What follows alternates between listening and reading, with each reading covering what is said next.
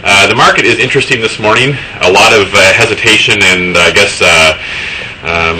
anxiousness because the Feds are meeting. It's the second day of the Fed meeting. They meet every 6 weeks, and over the last, since September, every time they've met, they've basically cut interest rates. And that's not going to be the case this time. I probably will not take a stance of cutting or raising, but most likely there will be terminology in their Fed policy and statement that comes out. And when they release their notes here at 11:15 Pacific time today, the market's going to react, and it could be react to the positive or to the negative. And words have meaning, and they have huge impact. A lot of knee-jerk reaction a lot of times in the market just based on words that the Fed uses. And so most likely they're going to use terminology that's going to imply that they're going to raise rates come August in their next meeting. What's really weird about this whole thing is since the Fed started cutting rates back in September 18th is when they made their first cut.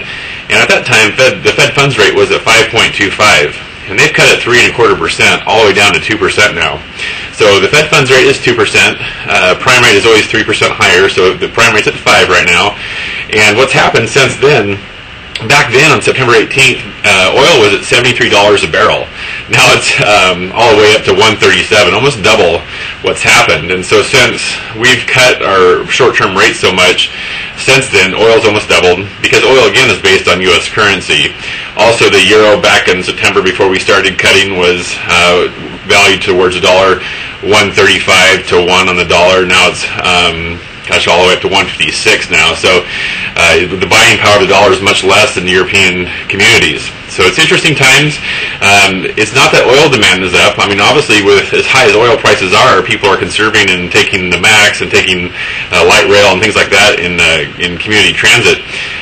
So it's interesting to know that prices still continue to climb, and so that's just a clear signal that's based on U.S. currency. So as long as we're in this global economy, we're going to be interesting times. The Fed shouldn't make that announcement today. If something else changes here at 11:15 and they do make a cut, I'll do an update. But as it stands now, it doesn't look like they'll make a cut, and it will be interesting to see what happens today. So thank you for your time. We look forward to serving you. Have a great day and be blessed.